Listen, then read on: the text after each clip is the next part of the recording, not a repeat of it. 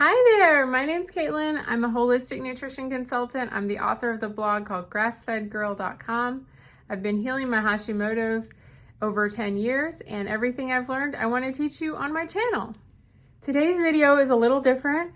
I wanted to talk about loneliness and how to deal with loneliness and how to stop being lonely. I'm going to give you 7 ways to deal with loneliness today. Sometimes it seems like everyone is busy and everyone has lots of friends and everyone's doing amazing things, especially if you look online, and that can be very depressing. You think you're the only one who's lonely, but it's not true. I mean, I'm a mom and I have a husband who loves me and all of my family lives here, and I still get lonely sometimes, and I have a lot of friends. So you're not the only one who's lonely sometimes. I definitely wasn't a popular kid in high school or anything like that. So I've had my fair share of lonely times. I had a hard time making friends when I was in school. And when I was in college, it was a little bit easier, but I still remember times when I was lonely. So it's something you have to deal with your whole life, and you're going to have to find strategies to make yourself happier. One thing I've realized as I've gotten older is that it's not personal. A lot of times when you reach out to people, you think, oh, well, they just don't like me. Well, often it is because they're busy, they're dealing with their own problems. Maybe they're just trying to survive. Maybe they have a problem you can't even see, but they just don't return your calls. They don't return your texts. You don't even know what's going on with them, but just trust me, it's not personal. There's a great book about this, The 4 Agreements by Don Miguel Ruiz. And he says, you know, people don't do things to you. They do things because of something that's going on in their own life. So really, most of the time has nothing to do with you. So even if you reach out to people, don't get your feelings hurt if they don't always respond. So on that note, I had to learn to be my own best friend. I had to become interested in myself and figure out what I was interested in and just follow my own passions, because really by becoming interested in yourself and doing things that you like, that will attract other people. So if you are only out there trying to please people and just living for what other people think, you're not going to please yourself, and you're going to be lonely all the time, because that approval is very, very fleeting. So please yourself, learn about yourself, become your own best friend, be okay with being alone. And the only way you can be okay with being alone is by cultivating your own interests. And what happened for me when I was younger is that I got really sick, and I had to learn how to get better. And that opened up a whole new world for me of the health community, also online people. And I made a ton of friends by becoming sick. It's the weirdest thing. And I learned a ton by reading about my illness. And I actually made so many friends that are still in my life today because of that illness. So sometimes a curse can be a blessing in disguise. Another thing along those same lines is getting out of your comfort zone. When I graduated from college, I was 240 pounds, and that was very isolating, and I was very scared. But I wanted to get better. I wanted to change. So I went to the gym. I had to get out of my comfort zone, and I learned about exercise, and that led to a career in personal training for 7 years. So I made tons of friends doing that, and that helped me combat my loneliness, because I was at the gym all the time and I got to know everyone there, and I got to know all the trainers and the customers and everything, and it was a really fun time in my life, because I overcame that fear at the beginning, got into the gym, lost a lot of weight, learned so much, and that helped me overcome my loneliness.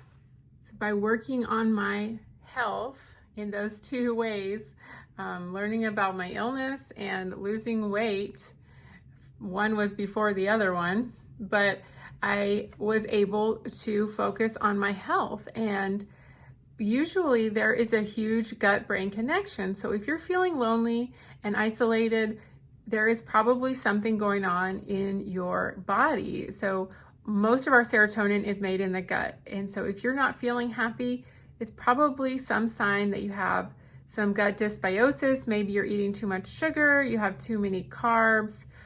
You can feel a lot better if you eat a lot more protein. These feel-good messengers in your brain called neurotransmitters. And guess what they're made out of? Protein. So you need to eat real quality protein from animals and you will feel a lot better with your mood, and then that will help combat your loneliness. So eating lower in sugar, lower in carbs, don't eat processed foods, and eat a lot more protein from animals, which is the most easy way to digest and absorb protein from your food. Another thing is to get off your phone. So get out in real life, get outside, see the sun coming up, the sun going down, breathe fresh air. You know, if you're always on your phone and you're only seeing, people jetting off to these exotic places, and that's just going to make you feel sad. So get out in real life, get out in your neighborhood, walk, go to the park, get outside. You might meet some people, you might make some friends. I've never heard somebody say that after going outside, they didn't feel better. So get outside, get off your phone, and breathe some fresh air. That is a big thing you can do right now to feel less lonely. Sometimes we get obsessed on our phones with how many likes did we get, how many comments, who shared my post. It's very sickening. It's kind of this dopamine hit that you're just looking for more and more and more. You just never get enough, and it can make you feel very lonely when nobody maybe comments on your stuff or likes your posts or something like that. So it's really important to not only look for what are people giving you, you've got to give to other people. So if you want people to care about your post, or if you, and this translates to real life as well. So we can't always be like, poor me, why isn't anybody liking me? Why isn't anybody? You have to get out, say, what do you need? How can I help you?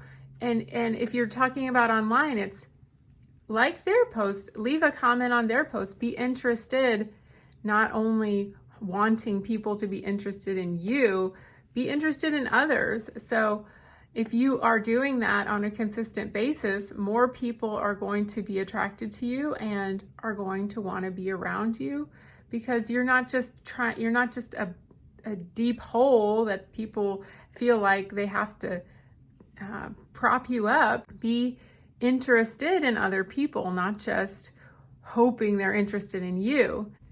Reach out to a neighbor. They may be very, very lonely. So say, can I get you something? I'm going to the store. Can I get you something? Is there anything you need help with in your home? Reach out. One of the things during global shutdown was that I was stuck in my home. Good thing I live in a neighborhood. I would often it helped me to get to know a lot of my neighbors, because we would talk in the yard, and that was a way that really helped me get through that time, a very lonely time. And I was actually pregnant. So I actually made a lot of friends in my neighborhood by going on walks and chatting with people in their yards. And I have a lot of friends that way still. So in summing up, cultivate your own interest, become your own best friend. You got to get out of your comfort zone, maybe go to a meetup, go somewhere you've never been before and see if you can meet some people. Maybe just go sit up at the Starbucks and chat up some people nearby you. Work on your health. It's really important. Get outside, breathe fresh air, get off your phone and meet people in real life. Make sure that you are trying to be interested in other people, not just sitting there waiting for them to give you attention. And just remember, it's not personal. Other people are busy and dealing with their own problems. So just move on to the next person if somebody is not responding. Please leave a comment, share, and subscribe. I hope it's been helpful. which of these tips is most helpful for you to overcome loneliness. Thanks for watching. See you next time. Bye-bye.